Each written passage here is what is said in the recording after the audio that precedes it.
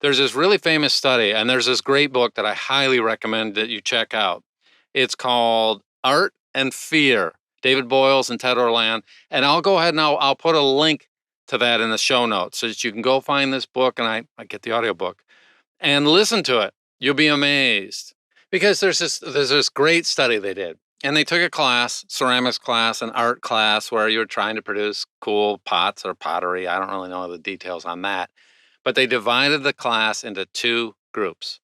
Group A was going to be graded at the end by how many pots they produced. So I think if they did 50 pounds, they got an A. If they did 40 pounds worth of pots at the very end, they got a B, etc.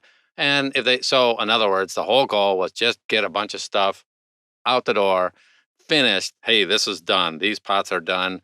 And then that's how they were going to be graded. And then the other group was going to be graded on one, they got to pick the one final pot that was near perfection. And they'd get an A on it if it was perfect and a B if it wasn't. But they were just going to be graded on one. So they didn't have to produce many pots, didn't matter, get one out the door. And then that's what their grade will be based on. So, of course, you can predict the results here. It turns out that the group that had to do lots and lots and lots and lots ended up with a higher quality pot than the group that only needed to do one. Why? Well, because now this is one of the little subtleties here that they don't always talk about as much as I'd like, and that's that if you do a lot of something, you can't just do it blindly.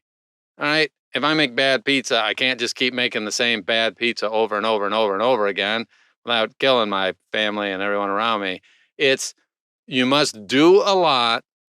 And here's what happened. The people doing a lot, they kept refining their pots.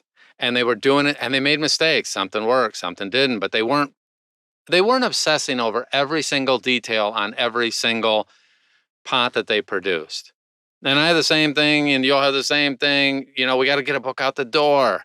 We have to get a commercial finished until it ships to the client. It doesn't matter in some respects. So we do want great quality, but at the same time, we sometimes are shooting for perfection, so we do less of them when the answer is actually the opposite.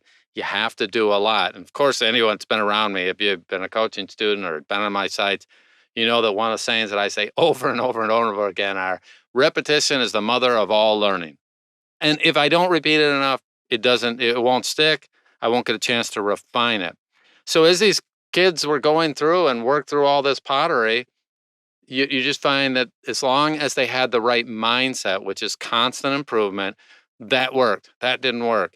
And keep on refining it, they ended up getting something much better in the same time frame as the group that was just going to produce one, because those kids sat around and theorized, what's the perfect pot? How do we make it perfectly round? How do we get the handle perfect? What's the right ceramic to, like color to put on it?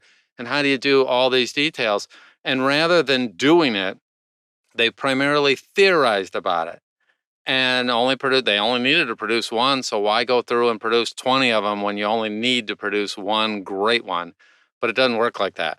The quantity group actually won, but they also had a quality mindset in the background that it's learn, refine, do, refine, learn. Ooh, that didn't work. That works. Cool. That's interesting. Let's integrate that.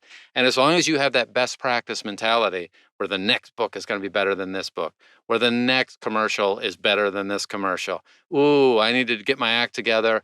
I need to have a set of music available in advance so that I have that all wired in, ready to go, and then I can produce these things quickly and easily.